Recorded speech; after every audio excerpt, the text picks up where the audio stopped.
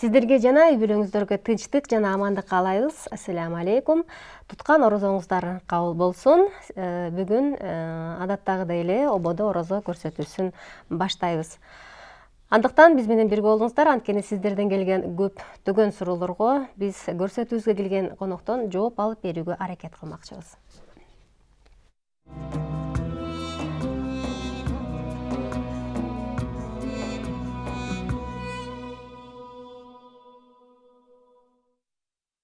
Анда көрсөтүүбүзгө келген коногубузду тааныштырайын. Биздин бүгүнкү сыйлуу коногубуз Эрназар Асатов, Бишкек шаарынын казысынын орун басары. Ассаламу алейкум.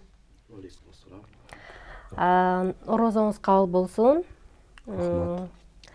Кыйналбай эле тарыйкый намаздарга барып, дуаларды аткарып жатат экенсиз деп ойлойбуз. Анткени бүгүнкү күндө адам баласына бир жылда бир берилүүчү бир азыркы биздин тил менен айтканда бир акция жүрүп атат деп айтсак болот. Анткени ушул айда бардык адамдардын эгерде жакшы чын ниеттен, ыхлас менен тооба кылып күнөөлөрдүн кечирилүүсүн сураган болсок, албетте Аллах кечиримдүү зат, кечирет деп ойлойбуз. Бүгүнкү биздин темабыз ошол садака берүү жана ысырапкерчилик туурасында.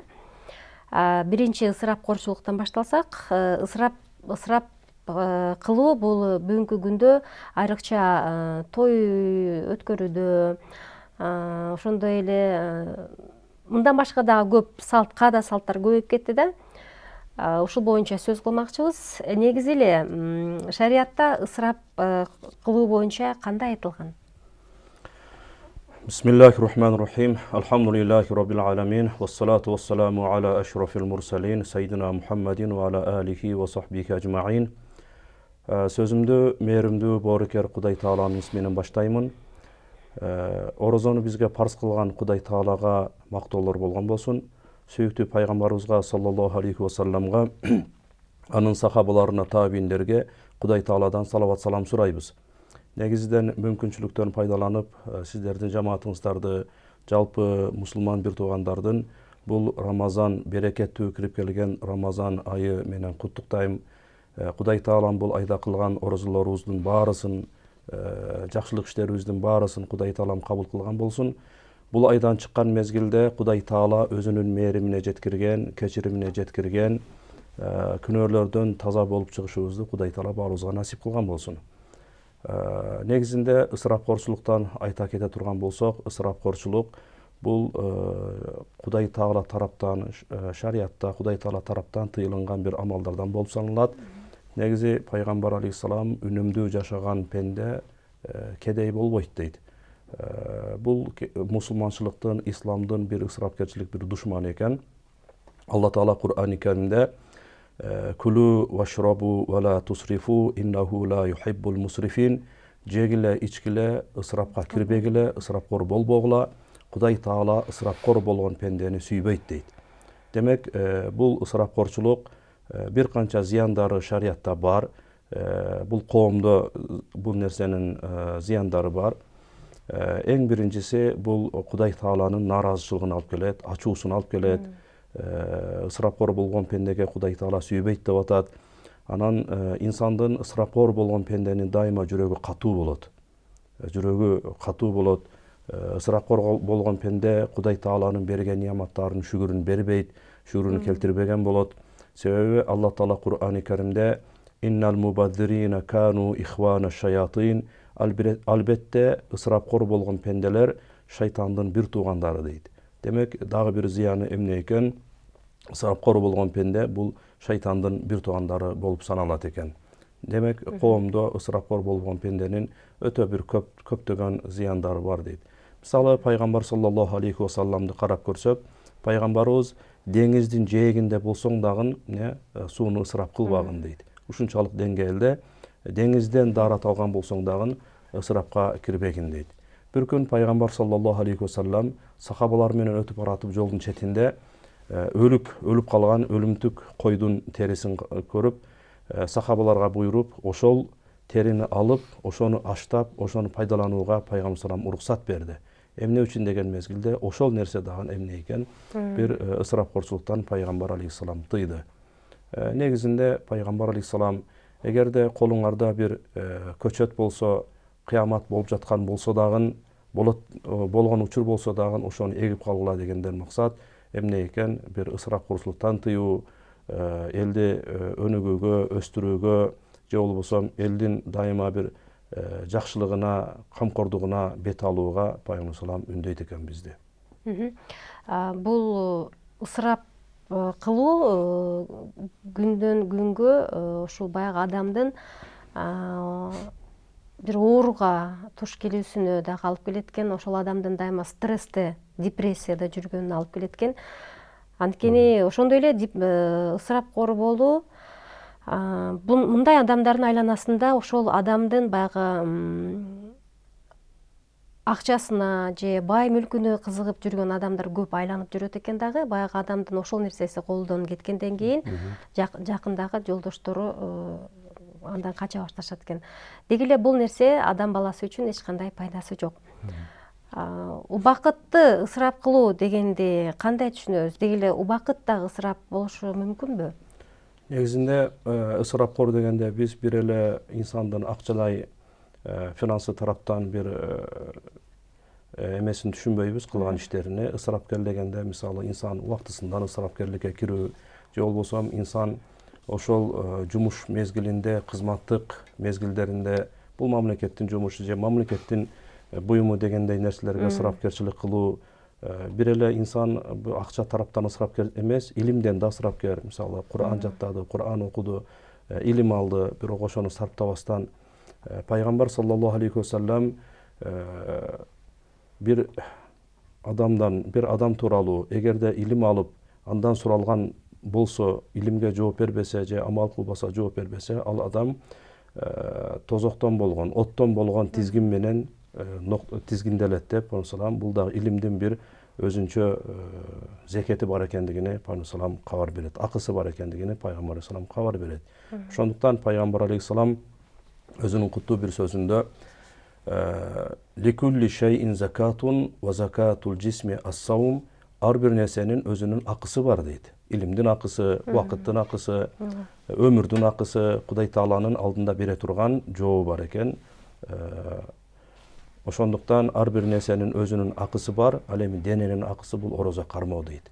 Бир жыл бою биз денебиз иштеп келет экен, бир ай бою Кудай Таала орозо деген амалды парз кылыптыр. Ар бир нерсенин зекети бар деп айттыңыз, илимдин да зекети бар деп айттыңыз. Аллахтын алдында ошол алган илими боюнча дагы суралат деп айттыңыз. Негизи эле эртең баарыбыз Аллахтын алдына баруучуларданбыз. Аллахтын алдына барганда биз өзүбүздүн илимибиз менен даражалуу болобузбу же кылган амалдарыбыз мененби? Аллахтын алдына барганда инсан кылган амалы менен, Аллахтын мээримине таянып кылган амалы менен инсан эгерде ошол алган илимине амал кылган пенделерден болгон болсо, мисалы шайтан деле илимдүү болду, бирок анын амалы ул болду дегендей, Аллахтын алдында инсан өзүнүн даражасы билгенине амал кылуу менен болот. Демек, амал кылуу биринчи кезекте экен. Илими бар, бирок амалы жок адамдар дагы барбы? Анда сөзсүз болот. Пенде болгондон кийин, пенденин ичинде нафси болгондон кийин, айланасында шайтан болгондон кийин илим алып да бирок ага амал кылбаган пенделер катарда чыгып калат. Ысырап кылуунун дагы бир терс жактары, мисалы медицинада адам баласы баягы тамак аш маселесине келсек, мына ошол тамак ашты көп туура эмес пайдалануудан, кечиресиздер, ошондой эле бул нерседен адам семирип кетүүгө алып келет экен. Ал эми адам семирип кеткенден кийин көптөгөн оорулар пайда болот экен. Ошонун бири мисалы бүгүнкү күндө кант диабети аябай күчөп кеткен мезгил экен. Ошол кант диабети дагы семирип кетүүдөн, ошондой эле баягы аябай стресс болгондон келет экен. Демек, дагы бир жолу айтат элек, бул ысырап кылуу бул көп пайда алып келбейт. Негизи эле биздин ырыскыбыз алдын ала өлчөнгөнбү? Кудай Таала инсанды жараткан мезгил ырыскысын кошо берген. Анан ырыскы Кудай Тааладан, ырыскы Кудай Таала тарапынан кепилделген нерсе, пенде. Жашоо болгон болсо эле ырыскы Аллах тараптан кошо кепилделген, берилген, убада кылынган эме. Азбы көппү Кудай Таала эгер инсан Аллахтын бергенине шүгүр кылган болсо, ла азиданнакум ва ла ин шакартум ла азиданнакум дейт Кудай Таала Кур'ан-ы Керимде. Эгерде шүгүр кылган болсоңор, дагы арттырып берем дейт. Бул ырыскынын көбөйүү бир себептерин бирөөсү Кудай Тааланын берген ырысларына шүгүр келтирүү, анан ысыраптан өзүн тосуу дейт. Негизинде алымдардын бирөөсү исламдын душманы, 3 душманы бар дейт. Бирөөсү илимсиздик болсо, бирөөсү ошол мусулман адамдардын арасындагы келишпестик, ифтирак деп келишпестик, ал эми үчүнчүсү исламдын душманы кедейлик дейт. Кедейлик дейт. Инсандын бул кедейликтин терси кайсы дегенде, ысырапкер болуу инсанды кедейликке алып бара турган амалдардын бирөөсү. Умар ибн Хаттаб айтат, эгерде кедейлик бир адам болгондо эле мен аны кармап, аны тутуп, кармап, аны өлтүрмөкмүн дейт. Демек ушунчалык деңгээлде исламдын душманы болгон бир амал экен. Бүгүнкү күндө эл көрсүн деп, тиги тууганым айтат, бул коңшум айтат деген бир өзүнчө бир ой менен кредит алып дагы тойлорду өткөргөн учурлар болуп атат. Негизи эле шариятта кредит алып анан той өткөрүү кандай карайт? Шариятта кредит алып анан той өткөрүү инсан өзүнүн деңгээлине жараша. Пайгамбар алейхисаламдын заманында бир сахаба үйлөнүп калды. Сахабага Пайгамбар алейхисалам бир кой сойгонго алың барбы деди. Кой сой аласыңбы? Ооба я Расулаллах деди. Анда бир кой сой деди. Мындан максат эмне экен? Баягындай эл көрсүнгө кирбестен өзүнүн деңгээлине, өзүнүн жараша мүмкүнчүлүгүнө жараша эмне маареке өткөрүү шариятта жакшы көрүлгөн бир амалдардан болуп саналат. Бүгүнкү күндө бийик үйлөр салынып атат, дагы бийик бир имараттар салынып атат. Негизи эле адам баласы мына ошол салынган үйлөр дейбизби, ошол айдаган кымбат баалуу машиналары, эгерде ошол бир адал акча менен тапкан деле болсо, эртең Аллахтын алдына барганда бул баягы ысырап кылуу катарында дейлиби, ашыкча дүйнө топтоо катарында кандай суралат? Же адал акча менен тапкан нерсеге өтө катуу сурак болбойбу? Адал эмгек менен, негизи адал эмгек менен акча табуу бул мусулмандын кантип илим алуу парыз болгон болсо, ырыскысында адал жол менен таап жеп акча табуу бул инсандын мойнундагы милдет болуп саналат. Инсан эгерде адал жолу менен эле ошондой бир байып, ошондой бир деңгээлге жеткен болсо, зекетин эле берип турган болсо, ал инсан не экен? Бул Кудай Тааланын ал инсанга берген бир жакшылыгы экен. Бирок ошонун жанында дайыма ва таавану алал бирри ват тaqwa ва ла таавану алал исми вал удван. Бири-бириңе дайыма жакшылыкта, Кудай Тааладан коркууда бири-бириңе жардамчы болгула, душмандык иштерде, күнөө иштерде бири-бириңе душмандык болбогула дейт. Дайыма коомго пайдасы тийген бир пенде болуп туруусу керек. Бул тараптан. Рахмат. Анда урматтуу телекөрүүчүлөр, азыр сюжетке кезек берели, андан кийин маегибизди улантабыз.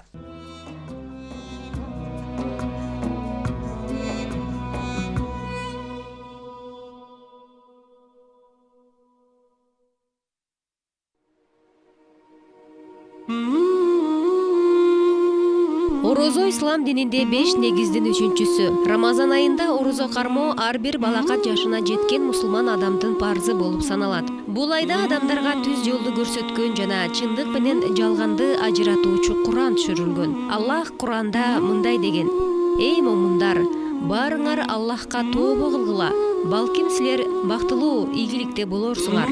Демек, орозо айында орозо кармап, күнөөлөрүбүз үчүн тобо кылалы. Анткени Аллах ырайымдуу, мээримдүү жана кечиримдүү. Келиңиз бул ыйык айда бири-бирибизди кечиришип, кечиримдүү бололу. Мусулман адам башкалардан кечиримдүүлүгү, сабырдуулугу, берешендиги менен башкалардан айырмаланат. Куранда бирок ким кечирип, өз ара мамилени оңдосо, ал үчүн сооп жазылат. Анын сообу Аллахта деп айтылган. Пайгамбарыбыз эгерде ким ишенип жана сыйлыгын жалгыз Аллахтан күтүп, Рамазанда орозосун кармаса, анын мурдагы күнөөлөрү кечирилет деп айткан. Ошондуктан орозо кармаган адам бактылуу. Ал эми орозо айына күбө болуп, Бирок бул куттуу айдан кабарсыз жашаган адам канчалык бактысыз адам деп айтууга болот. Бул айда алгачкы Куран аяттары түшө баштаган. Демек, Рамазан айында Куран окуп үйрөнөлү. Пайгамбарыбыз Мухаммед ага Аллахтын салам жана салаваттары болсун, ар бир Аллахтын китебинен жок дегенде бир тамга окуган үчүн бир жакшы иштин сообу жазылат. Ал эми ар бир кылынган жакшы амал үчүн 10 эселенип берилет. Жок, мен алиф, лам, мим бир тамга деп айтканым жок. Алиф бул бир тамга, лам бул бир тамга, мим бул бир тамга деп айткан. Ошондой эле пайгамбарыбыз эгерде мусулман адам күндүзү орозо кармап, Рамазан айынын түндөсү Куран үйрөнүп ибадат кылса, анда кыямат күнү аны тозоктун отунан коргоочу жана күнөөсүн кечирүүсүн сурай турган шапаат кылуучу, куткаруучу, болушуучу пайда болот деп айткан. Рамазан айында ооз ачканча аларга периштелер истигфар айтып турушат. Орозо кармаган адамдын оозунан чыккан жыт Аллахтын алдында мисктин, жыбар жыттуу атырдын жытынан да жыттуураак. Орозо айында шайтандардын башчылары шынжырланат. Аллах күн сайын бейишин кооздоп, анан ага такып алуу пенделерим, түйшүк жана кыйынчылыктардан кутулуп сага келерине аз калды дейт. Бул айда 1000 айдан артык болгон бир түн бар. Ким анын жакшылыгынан куру калса, анда ал бардык жакшылыктардан куру калыптыр. Орозо айында бейиш эшиктери ачылып, тозок эшиктери жабылат. Орозо айынын акыркы түнү орозо кармаган адамдын күнөөлөрү кечирилет. Бул айда тозоктон кутулуу бар, ал орозо айынын ар түнү болот. Орозо бизди бул дүйнөнүн балелеринен, ал эми акыретте болсо тозок отунан сактаган жана күнөөлөрүбүздүн кечирилүүсүнө себепкер болуучу ыйык ай болуп эсептелет.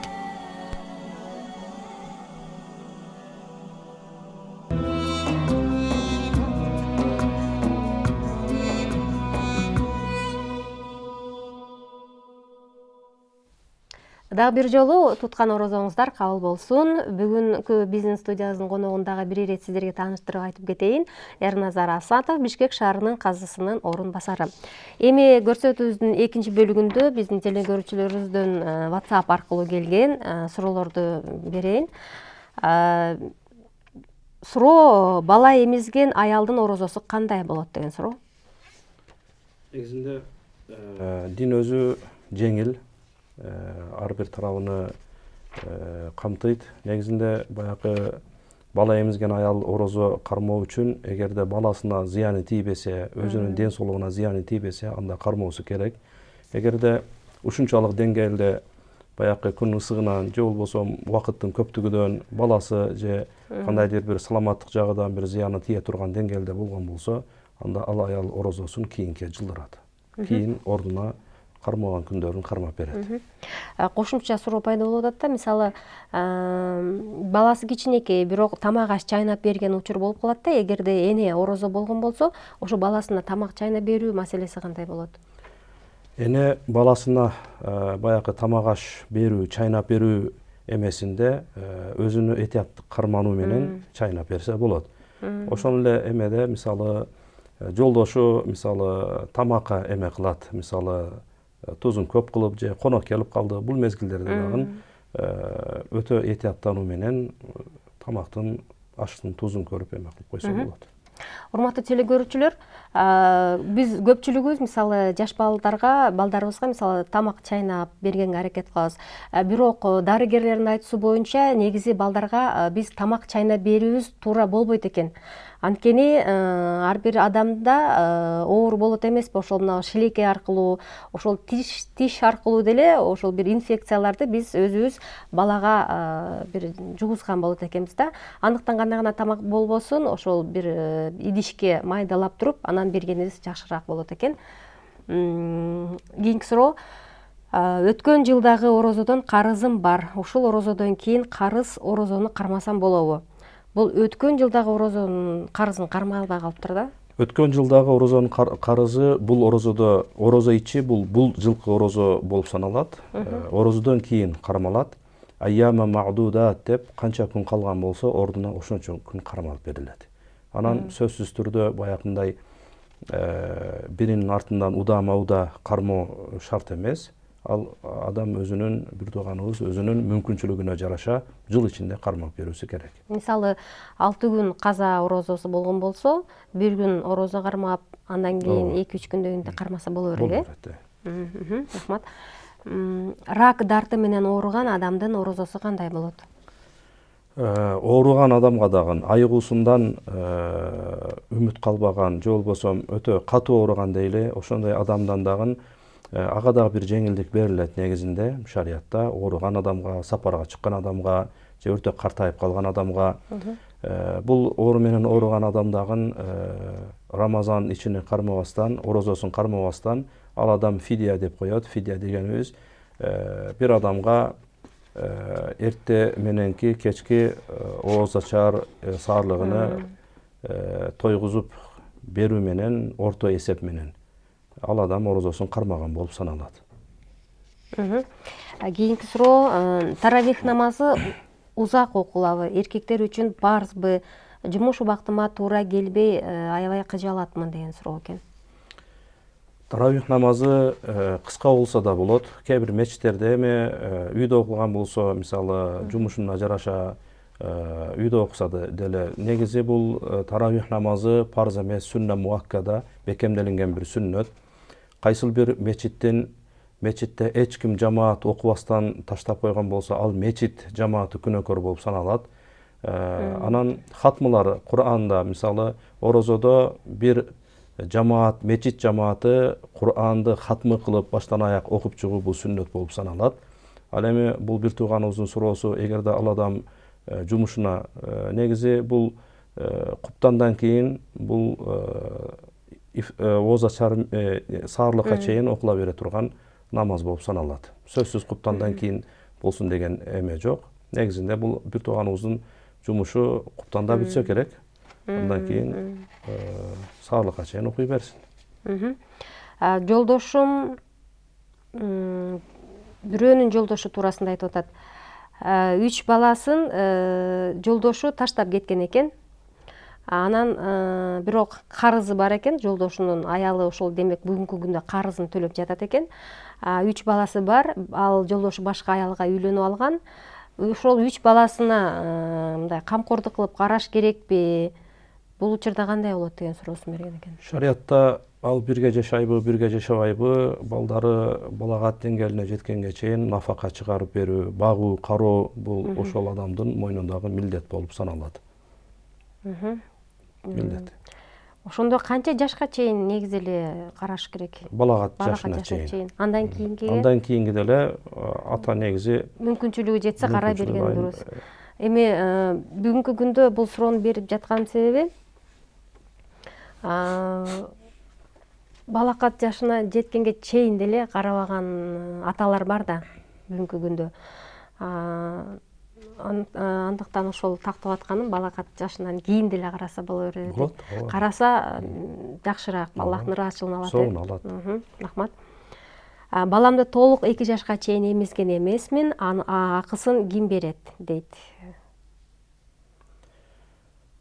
Баласын бул эжекебиз 2 жашка чейин негизинде эне апа баласын 2 жашка чейин эмизүү, баланын акысы 2 жашка чейин 2 жашка чейин эмизүү керек. Хавлайны камилайын деп 2 жыл толук эмизүү керек. Бул баланын акысы болуп саналат.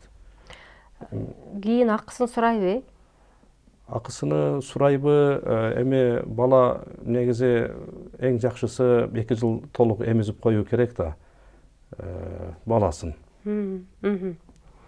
Демек, бүгүнкү күндө аялдардын, энелердин көпчүлүгү эле жумушка чыгыш керек деп 1 жылга жетпеген убакытта эмизип жатышат. Андыктан урматтуу энелер, баланын акысы 2 жыл, сөзсүз түрдө биз эмизишибиз керек экен.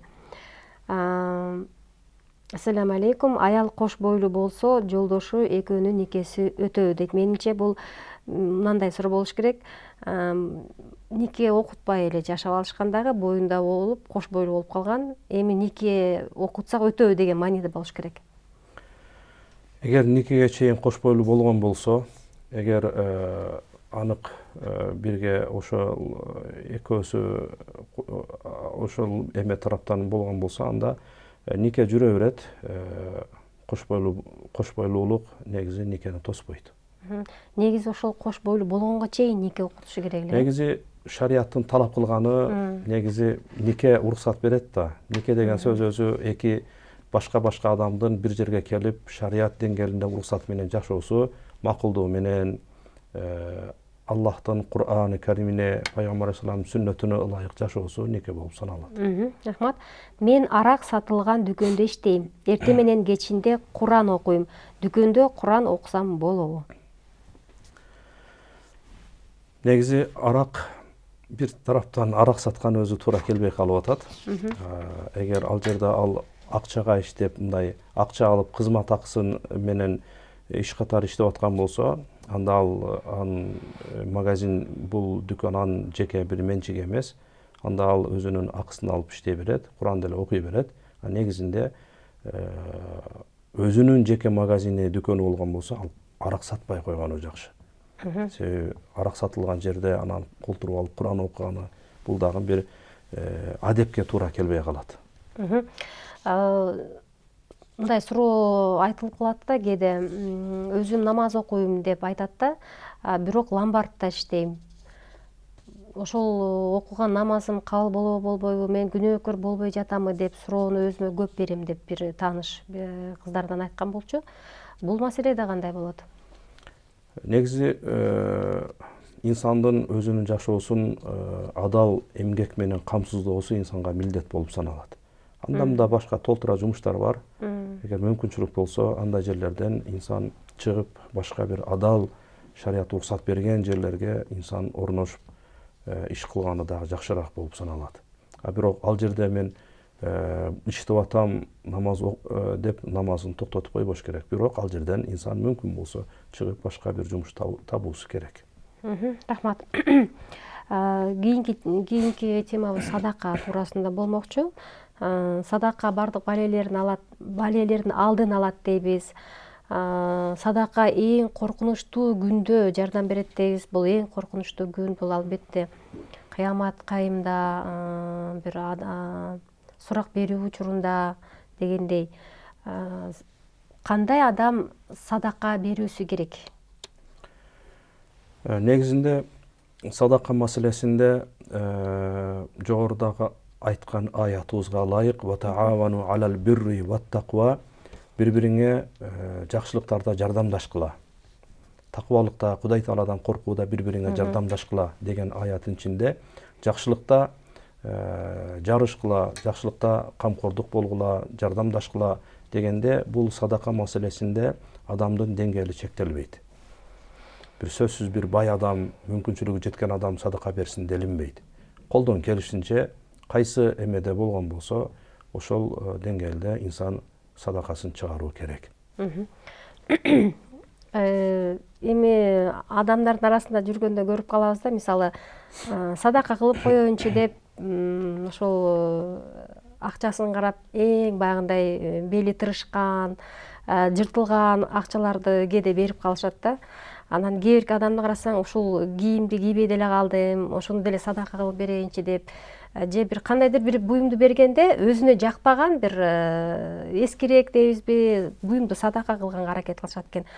Бирок Айша энебиз садака кылганда, мисалы, бир нерсени ошол өзүнүн атыр жыттуу эмеге салып туруп бир эң мыкты буюмду садака кылып берген экен да. Негизи эле адам баласы садака бергенде баягы Аллах үчүн, Аллахтын ыраазычылыгы үчүн берем дегенден кийин ошо эң кооз нерсесин бергенге аракет кылышыбыз керек экен. Эң жакшы садака кандай садака?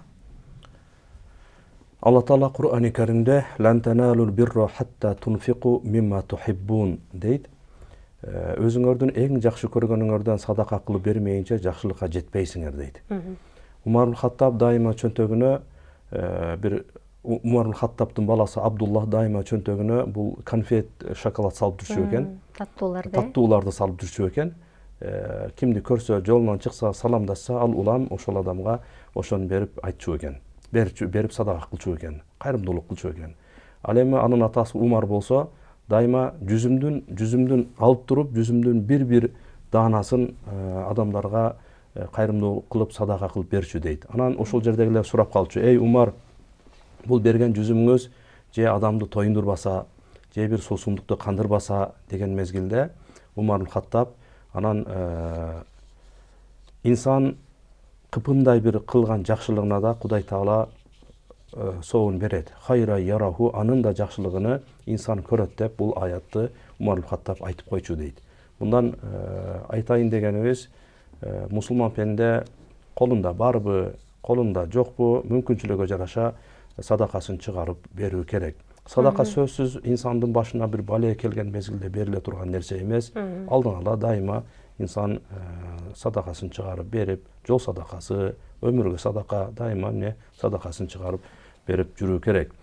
Сиз айткандай, Айша энебиз дайыма бир садака чыгарган мезгилде садакага миск, атырларды коюп, анан ошону берүү эмне үчүн деп сураган мезгилде Айша энебиз, анткени бул садака биринчи алуучунун колундан мурда Аллахтын колуна түшөт деп Айша энебиз ошентип айтчу дейт.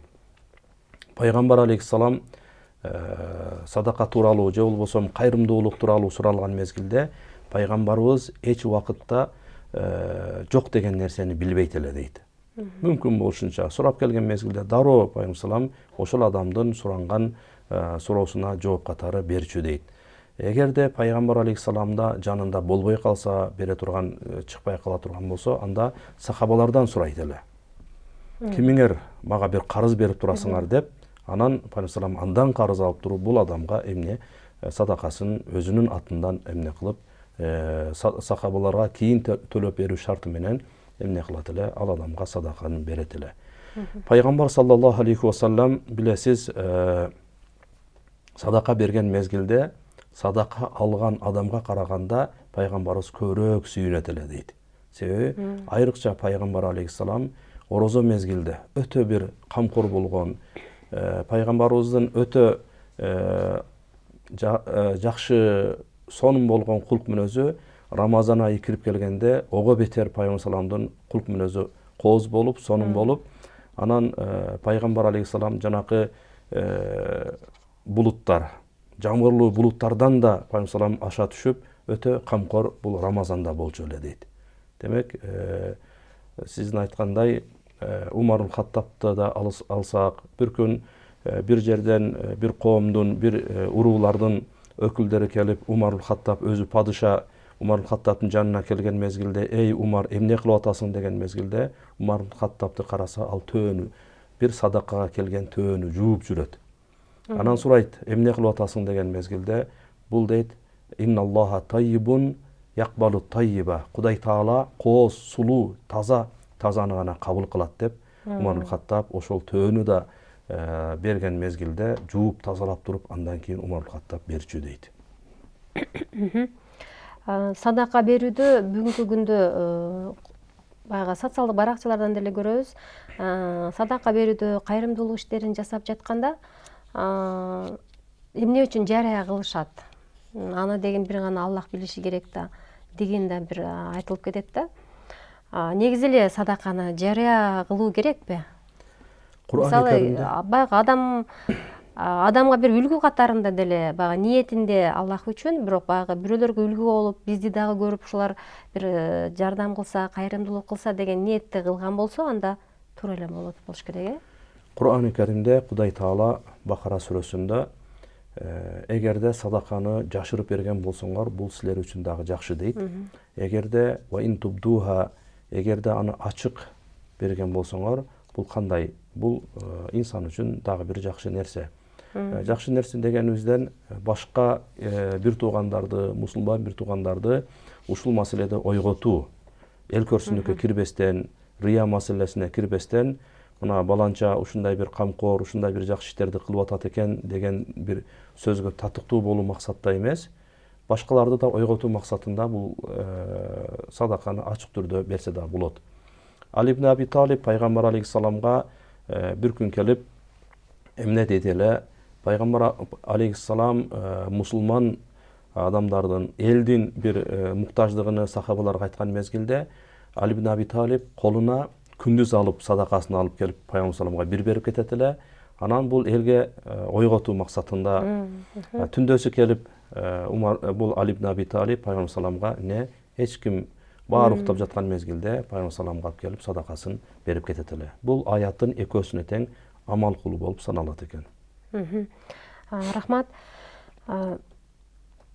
Мисалы кандай десем, сиз айткандай адам ооруганда же бир башына бале түшкөндө гана садака берип коеюнчу деп садака бергенге аракет кылат экен да. Негизи эле эгерде ошол садака бербеген адамдын үй бүлөсүндө бизби же өзүндө бир башка бир жаман оорулар пайда боло баштайт экен да. Демек, сөзсүз түрдө садаканы ооруганда же башка бале келген кезде бербестен алдын ала да беришибиз керек экен. Ошондуктан дагы садака бардык балелердин алдын алат деп айтылат экен. Кимдерге садака адал эмес, мисалы?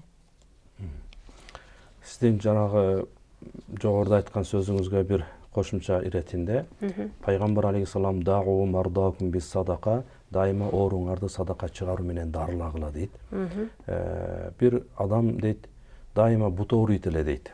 Ушунчалык буту ооруйт эле, көрүнбөгөн бир дарыгери калбады. Бутунда бир жара, ушундай бир айыкпай калган бир дартка чалдыгып эме болду. Бир күн бир адамга келген мезгилде сен кудук каз деди дейт.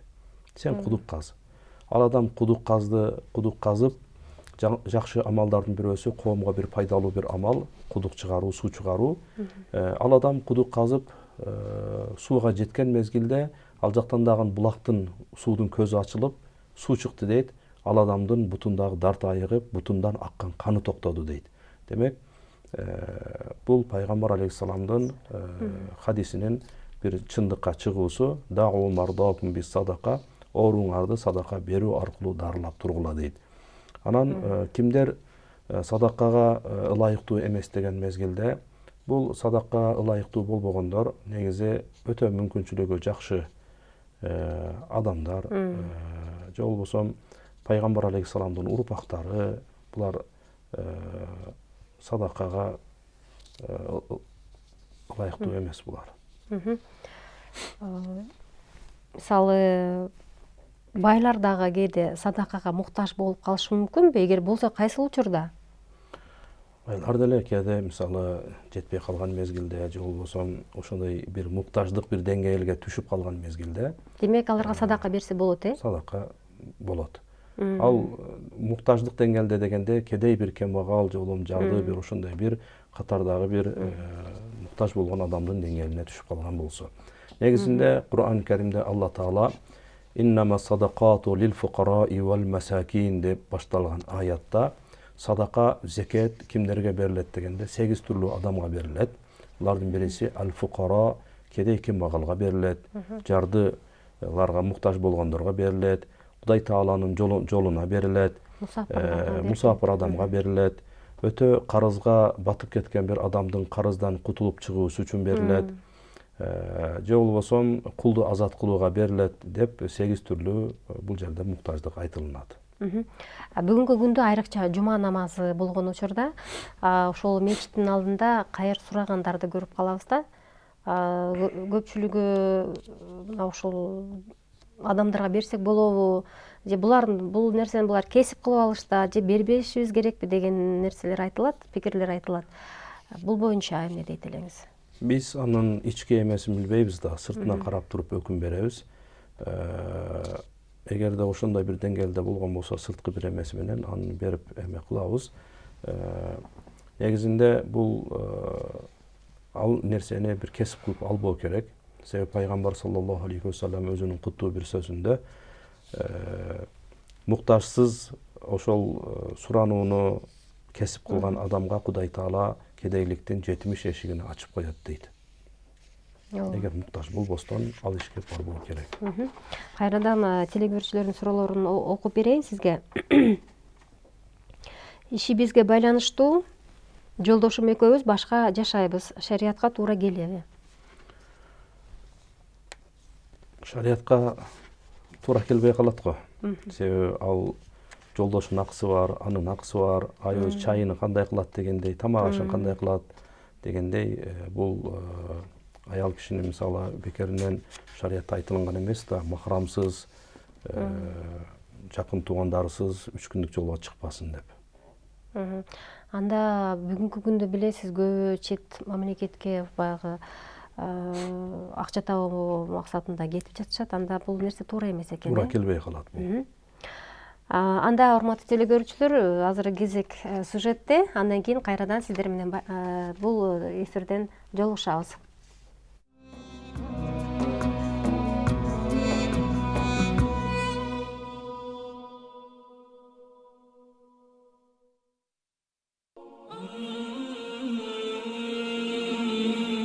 Аллах периштелерине ылайдан бир адам жаратарын, ага эң сонун келбет берип, өз рухунан рух үйлөп, жан бере турганын айткан болчу. Мына ошондо адамга баары сажда кылышмак, бирок ибадат максатында эмес, сый урматтарын билдирүү максатында. Ошентип адамдын денесине жан кирип, кыймылдап, дем ала баштады. Көзүн ачып караса, периштелер сажда кылып турат. Арасында бели ийилип, тизеси бүгүлбөй турган бирөө гана бар экен. Адам анын ким экенин, кандай жандык экенин биле элек болчу. Али ага анын ысмы билдире элек. Аллах сажда кылуу буйругуна каршы чыккан бул жандыктан: "Эй иблис, өз колум менен жараткан жандууга эмне сажда кылбадың?" деп сурады. Иблис жагымсыз үнү менен: "Мен андан жогору турам, аны ылайдан, мени оттон жараттың" деди. Аллах иблиске: "Кет бул жерден, сен куулдуң, сурак күнүнө чейин наалатка калдың" деп өкүм чыгарды. Шайтан периште эмес эле, ал оттон жаратылган жиндерден эле. Бирок буга чейинки жеткен улуулугу менен периштелердин арасына кошулуп, периштелердин даражасына жеткен. Адамга сажда кылуу буйругуна чейин куру намысына тие тургандай буйрук болгон эмес, сыналган да эмес болчу. Адамга сажда кылуу буйругу аны текеберлик сезимине каршы келип, тизе бүгүүдөн баш тартты. Ошентип Аллахтын мээри менен куулган, ырайымынан кору калган шайтан адамдар кайра тириле турган күнгө чейин Аллахтан мөөнөт сурады. Иблис адамдар кайрадан тириле турган күнгө чейин убакыт берилсе, өлүмдөн кутулам деп ойлоду. Бирок кайра тирилүүдөн кийин өлүм жок экенин билген эмес. Аллах шайтандын өлбөстүк арзуусуна белгилүү убакытка чейин деген шарт менен жооп берип: "Сен мөөнөт берилгендерденсиң" деди. Ошондо шайтан: "Жер жүзүндө жамандыктарды аларга жакшы кылып көрсөтөм. Өзүңө берилгендерден сырткары баарын азгырып адаштырам" деп кекенди.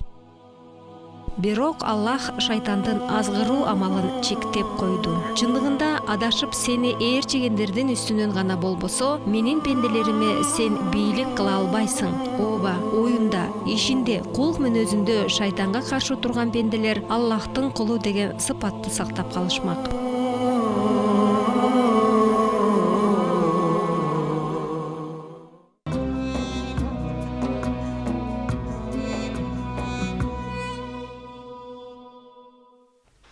Сиздер ободо орозо көрсөтүүсүн көрүп жатасыздар. Анда биздин көрсөтүүбүзгө келген конокко телекөрүүчүлөрдүн суроолорун берейин, анткени көрсөтүүбүз соңуна чыгып бара жатат. Мен ооруймун, каным коюу, дарылыкка кетчин десе 25 грамм арак ичем дейт. Кеңеш бериңиздерчи. 25 грамм арак ичет экен.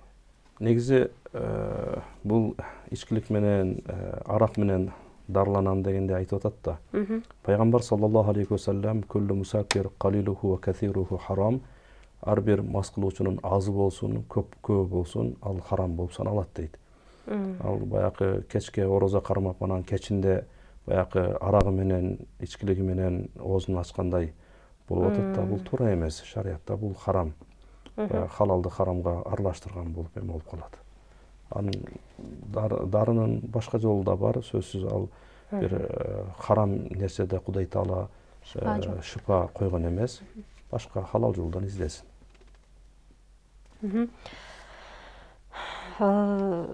Кошумча суроо пайда болуп атат да, баягы дарыканаларда атайын баягы спирт сатылат да, мына ошону баягы денеге сүйкөсө туура болобу, болбойбу? Ал техникалык бир эме катары биздин Ханафи мазхабта болот ал. Болот, Башка мазхабтарда эме эмес. Келинчегим биринчи жолдошунан талак алган эмес. Биз никеси жок жашап алганбыз, азыр кошпойлуу.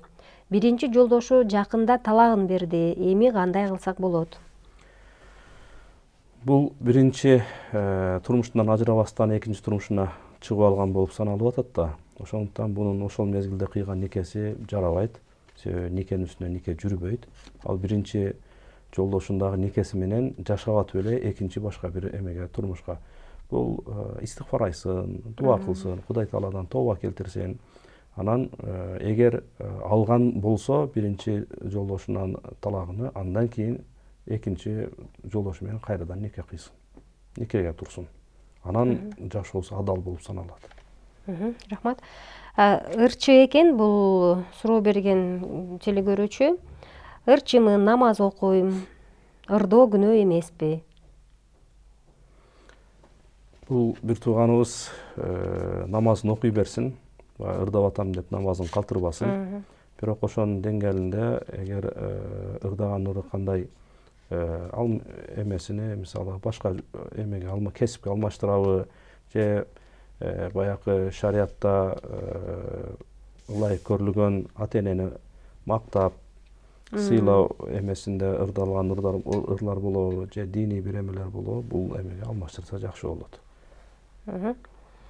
Бүгүн эле жана мага WhatsApp'тан суроо беришти эле. Ыр же музыка угуу кандай болот? Негизи эле баягы коңгуроо сыяктуу же болбосо баягы кыл аспап аркылуу чертилген же ошондой музыкаларды угуу көбүрөөк туура келбейт деп айтышат деген суроосун берген экен. Анан телегөрүүчүлөргө ушул эфир аркылуу жооп берип койсоңуз. Негизинде шариятта ыр угуу ырларды өтө баякындай эме болгон ырларды угуу шариятта бул туура эмес болуп саналат. Бул нерседен алыс болуу дагы жакшыраак. Өзгөчө Рамазан айы мезгилде адам баласы өзүнүн Рамазан айында баягы пикирини, акылыны, жүрөгүнү баягы жакшы иштерге байлап, ибадатка байлап, тилини зикир кылып, Кур'ан окуп, дуа окуп, пайгамбар алейхиссаламга салават айтып, бул Рамазан айы өткөрсө дагы жакшыраак болуп саналат.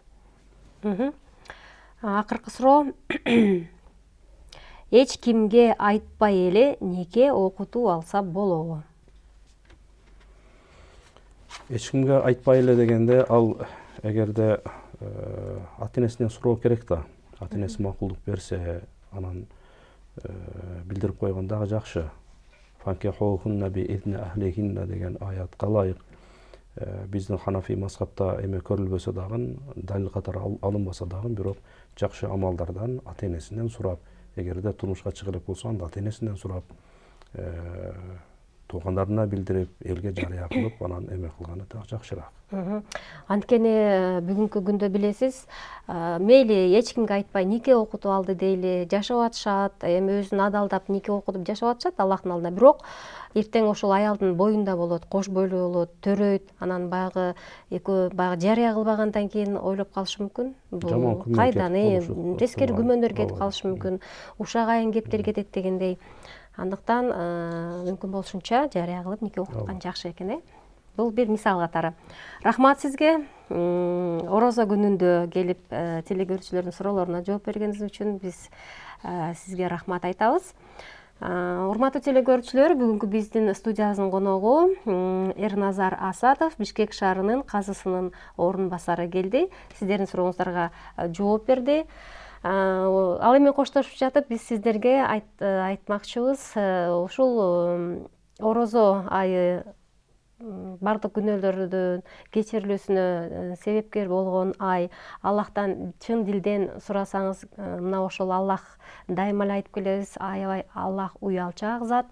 Ушул пендеси эки колду көтөрүп кандай гана нерселерди же дуаларды айтпасын, сөзсүз түрдө кабыл кылат экен, анткени Аллах өтө уялчаак зат экен.